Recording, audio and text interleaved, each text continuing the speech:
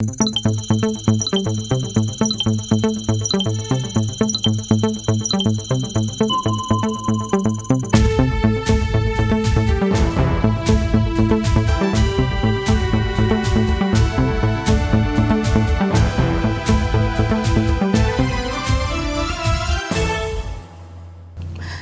Messieurs, merci de nous rejoindre à la une de ce journal. Des agriculteurs en difficulté dans la région du centre-nord du Burkina Faso bénéficient d'une aide du Programme alimentaire mondial.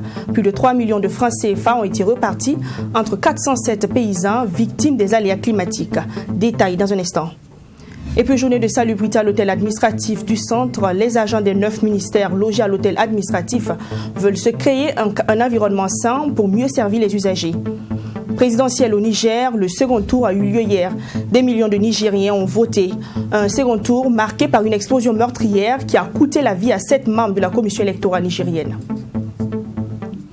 Bonjour et bienvenue dans cette édition de la mi-journée. Au centre-nord du Burkina Faso, les agriculteurs connaissent un déficit céréalier depuis quelques années. Une situation due à des saisons pluvieuses peu bienfaisantes liées au changement climatique. Plus de 400 paysans touchés donc ont été indemnisés par le Programme alimentaire mondial et ses partenaires dans le cadre de la mise en œuvre d'une assurance agricole. Détail avec Michael Tougré. Dans la région du centre-nord, 407 paysans impactés par les changements climatiques sont indemnisés. Grâce au Programme alimentaire mondial et ses partenaires, ces paysans ont pu bénéficier du projet de micro-assurance. Et les pluies n'arrivent plus à répondre aux besoins hydriques des plantes à cause des poches de sécheresse et des longues périodes même où il ne pleut pas. Et on peut prendre cette année au mois d'août où on a fait 21 jours sans pluie. Depuis un bout de temps, les producteurs rencontraient des difficultés pour avoir même des crédits. Et c'est un domaine où aucune banque ne veut se lancer. Mais avec la micro-assurance agricole, donc réellement, c'est quelque chose qui est venu à un temps où ça a beaucoup relancé les activités agricoles. Dans la région du centre-nord, depuis plusieurs années, la question du déficit céréalier est une réalité. Une région fortement impactée par les aléas climatiques, puisque l'agriculture ici, comme partout au Burkina Faso, est fortement tributaire de la pluie. Pour le Programme alimentaire mondial, ce micro-projet assurance agricole met ainsi à l'abri les paysans. La catastrophe va venir. On ne sait pas quand, mais on a au moins l'avantage, si on souscrit à cette assurance, quand la catastrophe survient, on a une indemnisation qui nous permet quand même de récupérer l'effort, que ce soit physique, matériel, qu'on a mis dans ce travail-là. Ce travail qui est l'agriculture, ce travail qui est le moyen de subsistance de nous tous et de vous. Parmi les 6 villages dont les paysans ont reçu leur indemnisation, Napalgué. Ce village a été le plus impacté par les aléas climatiques. Plus de 900 000 francs CFA, c'est le montant qui sera distribué aux agriculteurs sinistrés. L'agriculture présentement pose des problèmes et compte tenu des aléas climatiques que nous trouvons chaque année. En tout cas, l'initiative du PAM est très bienvenue. Il y a des champs qui ont été totalement inondés. Donc, en tout cas, on a eu beaucoup de champs qui ont été inondés. Nous, on ne fait que sensibiliser les gens pour qu'ils puissent adhérer à l'assurance agricole, parce que ça aide beaucoup. Pour une phase pilote dans ces 6 villages d'intervention du projet Assurance agricole, pour les premiers responsables de Yélène Assurance, l'objectif de rendre plus résilients les paysans face au changement climatique est atteint. Reste désormais de poursuivre la sensibilisation des paysans sur la nécessité de l'assurance agricole puisque les changements climatiques impactent négativement les productions agricoles. Il y a eu des villages où, comme à Napalgué ici, où il y a eu la sécheresse. Donc, nous avons l'opportunité d'expliquer à ceux qui n'ont pas eu de sécheresse, de voir avec leurs voisins comment, avec le cas de sécheresse, l'indemnisation aurait pu être à leur niveau. Ceux qui ont eu l'indemnisation voient aussi avec leurs voisins qui n'ont pas eu ce que ça aurait pu donner. Cette indemnisation a touché pour cette phase pilote de l'assurance agricole dans la région du centre-nord les paysans des villages de Kougrin, Bissiguin, Koulguin, Ouaftuega, Tuissin et Napalgué. Au total, 407 paysans ont été indemnisés pour un montant de plus de 3 millions de francs CFA. Dans la nuit du 17 février, une pluie a causé des dégâts sur les infrastructures réalisées à Banfora dans le cadre de la célébration du 11 décembre 2020. Selon les riverains, cela remet en cause la qualité des infrastructures livrées par les entreprises de construction lors de la célébration de la fête de l'indépendance à Banfora. Constat sur place avec Joseph Koudgou, notre correspondant. Voici le visage que présentent quelques infrastructures à Banfora après une première pluie enregistrée dans la nuit du 17 février. Des infrastructures réalisées dans le cadre du 11 décembre 2020. Pour les habitants de la cité du Paysan Noir, le constat est tout simplement désolant. Parce que comme c'est de nouveaux goudrons, ce n'est pas encore consolidé. Si des grosses pluies arrivent, ça va tout raser. Donc il faut que les entreprises là, se mettent au sérieux, se mettent le paquet pour finir les travaux. On sait que ce n'est pas fini, mais ils ont intérêt à finir parce que vous voyez qu'ici il n'y a pas de caniveau. La partie est rocheuse, c'est plein de roches. C'est ça qui les a bloqués, mais n'ont pas trouvé la solution. Quand on s'est engagé pour faire un travail, il faut le faire jusqu'au bout, quels que soient les moyens, parce que ça ne peut pas les surprendre.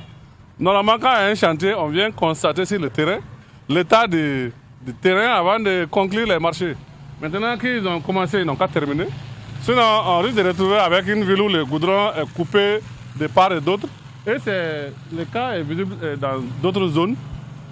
Là, c'est un exemple. Mais il y a d'autres zones où l'eau stagne dans les caniveaux parce que le caniveau n'est pas fini. À certains endroits de la ville, les habitants sont obligés de se servir de planches pour accéder à leur domicile. Ils sont venus enlever nos hangars, et on ne nous a pas en tout cas dédommagés. Voilà, donc, alors que nous, on ne s'attendait pas à ça, quoi. Donc, on aurait souhaité, même quand il y aura, s'ils ne seront pas à mesure de tracer les fossés, de nous permettre de nous installer nos hangars pour pouvoir travailler, quoi. Pour Brahima Ouattara, il faut tirer leçon de cette situation, notamment pour la dernière étape de cette célébration tournante du 11 décembre à Zignaré. Pour que les gars accèdent à sa cour, c'est la difficulté. Ils attendent quoi pour finir ça? Ça, c'est une boutique. C'est-à-dire que les clients ne peuvent plus venir parce que l'accès est difficile. Ce que nous, on craint à Banfora, c'est les mêmes entreprises qui font les travaux partout. Bientôt, c'est les travaux de Zignaré. Il ne faut pas qu'ils vont fuir Banfora, aller se retrouver à Zignaré. Et puis, c'est quelques ouvriers, on va les voir avec des pécasses en train de bricoler les trucs. Voilà, c'est pour ça que nous, on avait demandé qu'on reporte les festivités. Comme on le dit souvent, ton propre ennemi là, il n'est même pas loin, il est à côté. C'est les gens qui ont quitté ici pour aller dire non, on peut continuer, on peut faire les travaux parce que l'essentiel, c'est ça l'essentiel. Les ouvriers sont à pied d'œuvre pour le raccordement des infrastructures dégradées par les eaux de pluie. Selon le responsable terrassement qui s'est exprimé hors du micro, les chaussées restent intactes. Il s'agit juste toujours, selon lui, d'enfouissement entre les chaussées et les caniveaux. Et les sites touchés sont toujours en chantier, précise-t-il. 16e session de l'Assemblée générale ordinaire du Comité national de lutte contre la drogue. Les membres statutaires du dit comité se sont penchés sur le bilan de la question au Burkina Faso. À la suite de cet exercice, de nouvelles stratégies ont été dégagées pour mener des actions beaucoup plus efficaces. Sanata Siri. La consommation et le trafic de la drogue touchent toutes les couches de la population. Ces deux facteurs sont entre autres sources d'insécurité et d'écroulement du tissu économique. Cette session ordinaire du Comité national de lutte contre la drogue, CNLD, se veut donc un cadre de réflexion pour de nouvelles perspectives et d'action efficace de lutte contre ces fléaux au Burkina Faso. C'est aussi une tribune pour eux d'examiner l'état de la mise en œuvre du programme d'activité de l'année écoulée en matière de lutte contre la drogue. Pour cette 16e Assemblée générale, le bilan, au point de vue de la lutte sécuritaire contre les consommations de drogue est, je ne vais pas dire positif, en ce sens qu'il y a énormément, comme je l'ai dit dans mon discours, excessivement de consommation de tramadol, de cannabis et d'autres formes de drogue. La stratégie nationale est en cours de finition, d'élaboration. Les travaux qui vont avoir lieu tout à l'heure vont contribuer à cela. Et nous, bientôt, nous sommes certains que cette stratégie nationale sera prête et pourra être appliquée. Le fléau de la toxicomanie, selon le secrétaire permanent du Comité national de lutte contre la drogue, s'est accru et envahi surtout de nos jours le milieu scolaire à travers la consommation de la chicha. Et le ministre de la Santé, vice-président du comité, d'inviter les parents à s'investir dans le suivi et l'éducation des enfants afin de venir à bout de ces phénomènes. La consommation de la drogue nuit gravement à la santé. Il n'y a rien d'intéressant dans la drogue. La drogue n'améliore aucune performance ni scolaire ni sanitaire. Et la consommation de la drogue entraîne une utilisation de nos services de santé. Et vous savez très bien que nous ne disposons pas beaucoup de spécialistes, notamment des psychiatres et autres, pour la prise en charge des personnes qui souffrent des conséquences de la consommation de la drogue. Et je fais un clin d'œil à l'ensemble des parents, car la consommation de la drogue, c'est surtout dans le milieu de la jeunesse, au niveau scolaire et non scolaire. Il faudra que les parents s'investissent beaucoup dans le suivi et l'éducation des enfants pour éviter que ces enfants ne soient l'objet de chantage pour la consommation de la drogue, ce qui va nuire gravement non seulement à leur scolarité, mais aussi à leur état de santé. Le Comité national de lutte contre la drogue est la structure chargée de coordonner les actions et activités des acteurs de lutte contre la drogue au Burkina Faso. Il est placé sous l'autorité du ministre de la Sécurité et est composé de membres représentant les ministères, ONG et associations intervenant dans le domaine de la drogue et ses conséquences. La mission chrétienne pour les aveugles s'active financièrement pour soutenir les personnes en situation de handicap dans la région du centre. 150 d'entre elles sélectionnées ont reçu chacune une enveloppe de 150 000 francs CFA. Cérémonie de remise ce 19 février 2021 à Ouagadougou avec Fatima Tanichema et Myriam Sessouma. C'est un président du conseil régional du centre, Eric Tiamtori, qui prodigue des conseils en langue de signes à cette dame malentendante.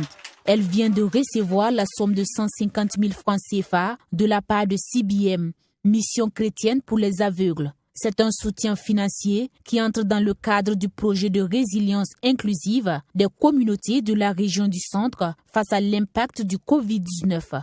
Les personnes vivant avec un handicap et les albinos ont bénéficié d'une formation durant 2 jours pour acquérir les BABA en termes d'investissement à l'échelle micro et un accompagnement financier de 150 000 francs à 150 personnes vulnérables pour leur permettre de faire de petites activités qui pourraient certainement leur faire sortir de cette situation qui n'est pas une fatalité. Les bénéficiaires du jour n'ont pas caché leur joie face à ce soutien. Elles l'ont traduit par des prestations d'artistes. Ramata Ouedgaogo, bénéficiaire de cette enveloppe financière, traduit toute sa reconnaissance aux donateurs. Je suis très contente aujourd'hui. Nous saluons tous ceux qui nous soutiennent. Ils ne nous ont pas considérés comme des personnes vivant avec un handicap. Ils nous considèrent comme des personnes normales. Je prie Dieu pour que cet argent que je viens de recevoir soit très bénéfique pour moi ainsi que pour ma famille. Je remercie vraiment tous les partenaires qui ont contribué à ce projet. Je suis vraiment heureuse.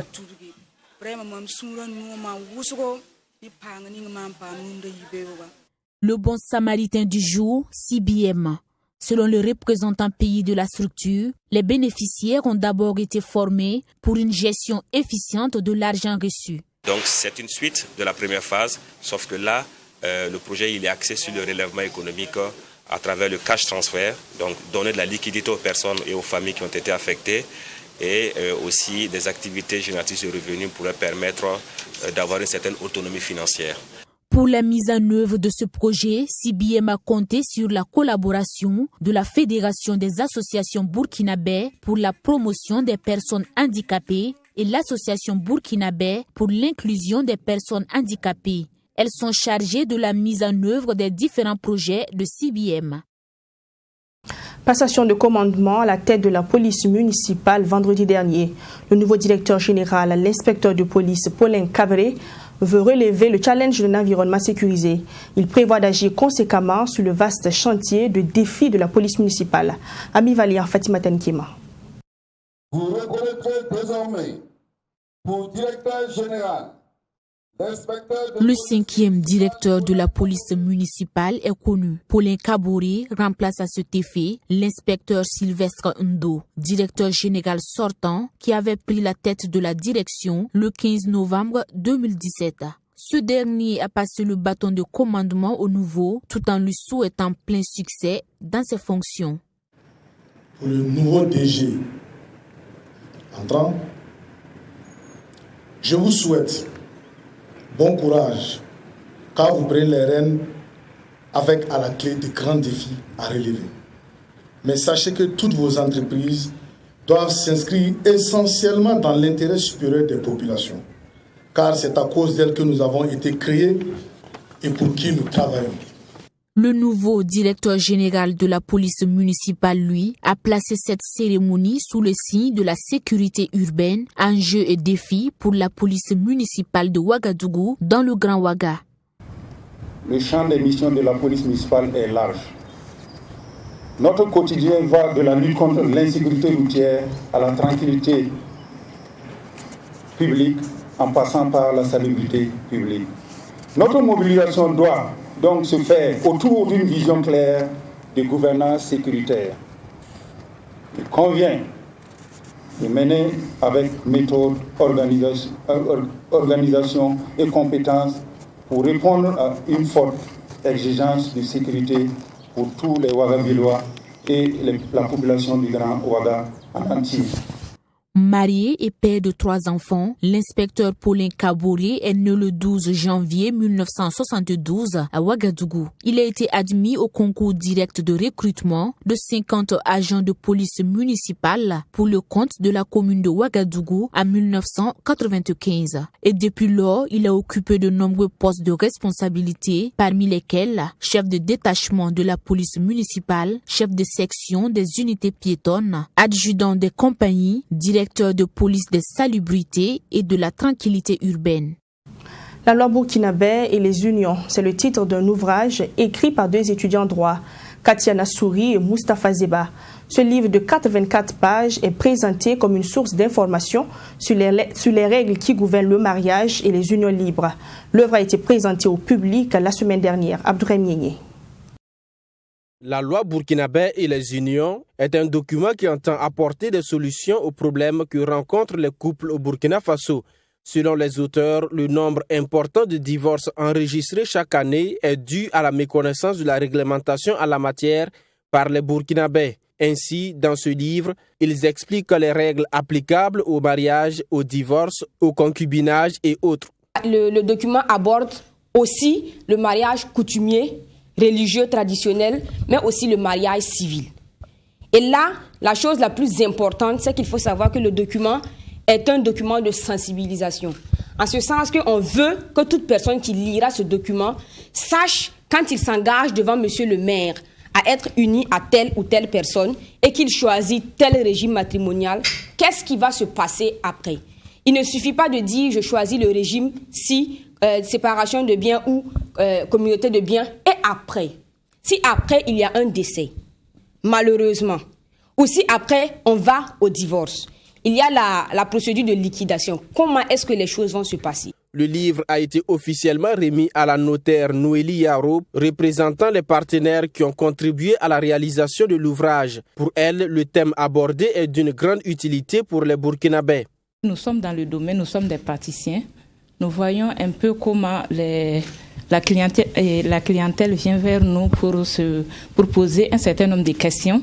Je pense que si moi-même je peux avoir un certain nombre d'exemplaires pour ma clientèle, ça sera très bien.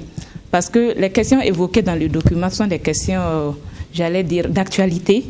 Pour les auteurs, cet ouvrage doit être mis à la disposition de tous les Burkinabés afin de protéger les couples, surtout les femmes, qui sont selon eux le plus souvent victimes. Ils comptent dans les jours à venir travailler à rendre le livre plus accessible. Quand on voit donc le ministère, pour essayer de voir déjà si on peut traduire l'ouvrage dans les langues locales. Parce que je suis en train de dire toujours que le code des personnes et de la famille, quand bien même est en révision, n'a pas encore atteint la cible. Parce que la cible, ce n'est pas ceux qui sont à Ouagadougou. La cible, c'est ceux qui sont donc dans les provinces et qui sont très reculés. Quand les Burkinabés vont se procurer de ce document, nous savons que le taux de divorce va régresser. Nous savons pertinemment que le concubinat, les abus dans le concubinat, ça va beaucoup régresser.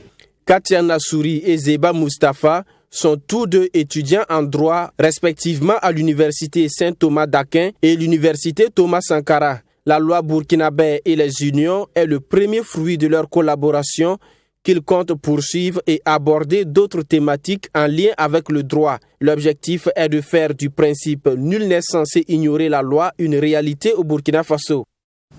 C'est une première à l'hôtel administratif. Les agents des ministères logés à l'hôtel administratif appliquent le bon conseil.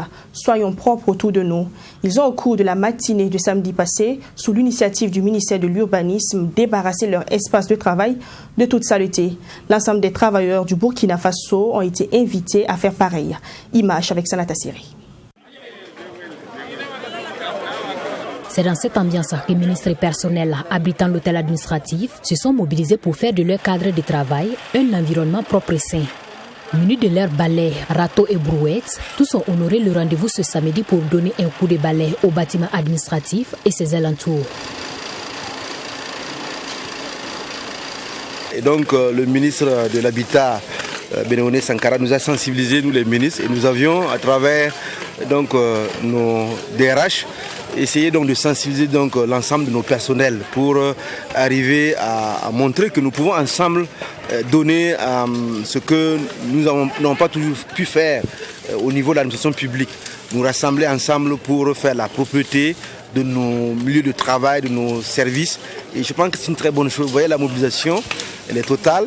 Les membres du personnel se sont félicités de la tenue de cette opération de salubrité qui, en dehors de son caractère citoyen, se veut un moment de convivialité et de renforcement de la cohésion sociale entre agents des ministères. Des travailleurs du public qui se mobilisent pour rendre leur cadre beau, leur cadre de travail beau. Je pense que c'est quelque chose qu'il faut saluer. Et c'est vrai que ça participe davantage aussi à la cohésion des travailleurs parce que bon, ce sont des travailleurs qui sont ici de différentes directions qui se rassemblent ce matin pour travailler ensemble. Bon, c'est ce qu'on n'a pas l'habitude de faire. Je pense que c'est en tout cas salutaire ça, cette journée de salubrité. Une très belle initiative, une initiative citoyenne, un acte à saluer. Parce que pour nous, cela va donc de l'amélioration de notre cadre de vie. Et aussi, vous savez que la salubrité est un acte qui lutte contre les maladies. Et s'il y a moins de maladies dans la cité, c'est la jeunesse qui s'épanouit plus. Comme vous le savez, nous passons plus de temps au travail. Et donc, il était bien indiqué que nous participons à la salubrité de notre cadre de vie, notre cadre de travail. Le ministre de l'Urbanisme, de l'Habitat et de la Ville, co-organisateur de cette opération de salubrité, a salué la forte mobilisation de l'ensemble des travailleurs. Occasion pour lui de les inviter à garder cet esprit de propreté. Tous nos collaborateurs sont sortis. Nous avons eu l'appui des services de la mairie. Les services techniques continueront le travail parce qu'il faut que désormais nous donnions l'exemple. Et souhaitons vivement que peut-être dans un mois, quand vous allez venir ici, que vous-même vous constatiez que ça a changé. C'est dans un cadre vital que nous pouvons réfléchir. Je crois que dans la saleté, dans la merde, on ne peut pas réfléchir pour apporter des solutions aux problèmes de nos populations. Situé à quelques encablures de l'aéroport international de Ouagadougou, l'hôtel administratif abrite au total 9 ministères. Cette initiative, selon le ministre en charge de l'Habitat et de la Ville, marque le début d'une série d'opérations de salubrité. Football, CAN U20, les étalons juniors sont qualifiés pour les quarts de finale. Ils ont signé leur deuxième victoire hier face à la Namibie. Une victoire qui leur permet d'occuper la première place du groupe B avec 7 points, selon notre envoyé spécial à Nouakchott, Assami Thiamtori. C'est une qualification historique pour les étalons du Burkina Faso à un second tour de Coupe d'Afrique des Nations. Après 18 ans, donc, les poulains de Oscar Barreau arrachent la qualification avec à la clé une victoire grâce à une tête de Jean-Fiacre Kwame entré en seconde période pour sa première dans la compétition. Il totalise donc 2 victoires, 1 match nul, soit 7 points et se qualifie pour les quarts de finale. Selon Oscar Barreau, c'est une compétition qui vient de commencer pour les siens. Notre force, ce n'est pas les individualités. Alors, nous avons une équipe très engagée, une équipe très respectueuse des consignes que nous appliquons. Et nous avons vraiment une solidarité énorme du groupe qui fait que dans la collectivité, les individualités sortent. Donc quand on arrive à inculquer ça dans la tête des enfants, que c'est ensemble qu'on peut faire quelque chose et que seul le travail peut leur permettre d'être ce qu'ils peuvent être. Voilà, et ils se donnent à fond, et ils cherchent à être très solidaires. Et dans cette solidarité, les individualités sortent. Donc c'est dire que et nous allons chercher dans le tréfonds du pays, voilà, où est-ce qu'ils se trouvent les éléments meilleurs. On va les chercher pour les mettre en exergue, pour leur permettre de se faire connaître, de se faire valoriser.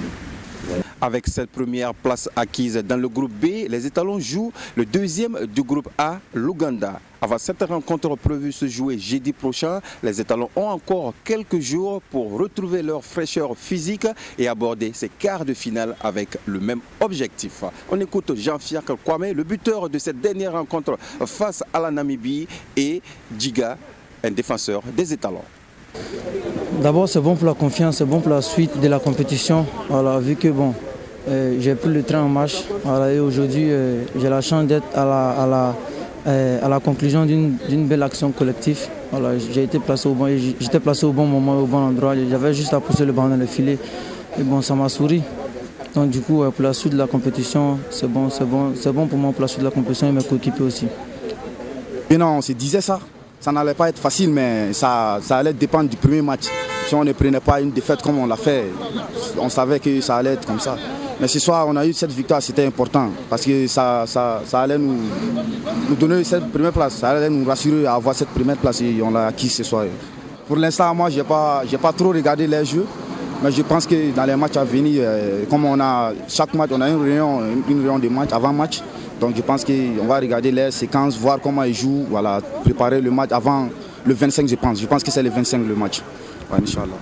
C'est naturellement une satisfaction après ces 3 sorties selon le superviseur national Kamou Malo. Pour lui, les étalons peuvent encore faire mieux dans cette CAN des moins de 20 ans. Pourquoi pas aller en finale et ramener cette coupe pour le Burkina Faso. Mon analyse est que, c'est comme on l'avait dit, on avait prévu que c'est de rentrer tout doucement dans la compétition. C'est ce qu'on a déjà réussi face à la Tunisie. Vous avez vu que c'était un match difficile où on a joué beaucoup, on dit que nous avons joué avec les freins à main, mais c'est vrai parce qu'il fallait rentrer tout doucement dans la compétition. C'est ce que les garçons sont arrivés à faire. D'un match nul, nous sommes arrivés à enchaîner avec 2 victoires. Bon, je pense que l'équipe est en train de monter en termes de puissance et surtout en termes de capital confiance. Donc c'est la meilleure manière en tout cas de rentrer dans une compétition, je crois. C'est selon lui donc que les matchs de phase de poule prennent fin et les quarts de finale débutent jeudi prochain. Chaque équipe a encore 3 jours de repos afin de peaufiner les derniers réglages et aborder ces quarts de finale à élimination directe. Au Niger, près de 7,5 millions d'électeurs étaient appelés aux urnes ce dimanche pour le second tour de l'élection présidentielle qui oppose le candidat du parti au pouvoir, Mohamed Bazoum, à l'opposant et ancien président Mahaman Ousmane. Une journée électorale qui a été marquée par la mort de 7 membres de la commission électorale tués dans l'explosion de leur véhicule sur une mine. Le second tour de la présidentielle au Niger, pays en proie aux violences djihadistes, a été endeuillé dimanche par la mort de 7 agents électoraux dont le véhicule a sauté sur une mine. Le drame est survenu à Waraou, une localité située sur la commune de Dargol, dans la région de Tillabéri, à une centaine de kilomètres de Niamey, zone dite des 3 frontières entre Niger, Mali et Burkina Faso. L'insécurité sévit dans ce secteur avec à l'ouest des attaques récurrentes de groupes djihadistes affiliés à l'organisation État islamique, mais aussi à l'est frappés par des attaques des djihadistes nigérians de Boko Haram. Quelques 7,4 millions de Nigériens sur une population de 22 millions étaient appelés à se prononcer à ce second tour et à choisir entre le favori Mohamed Bazoum, fidèle du sortant Mahamadou Issoufou, et l'opposant Mahaman Ousmane, ancien président. Les bulletins ont commencé à être dépouillés dans la soirée de dimanche, mais les résultats ne seront pas connus avant plusieurs jours. Fin de ce journal, merci de l'avoir suivi. Très bonne suite de programme à toutes et à tous.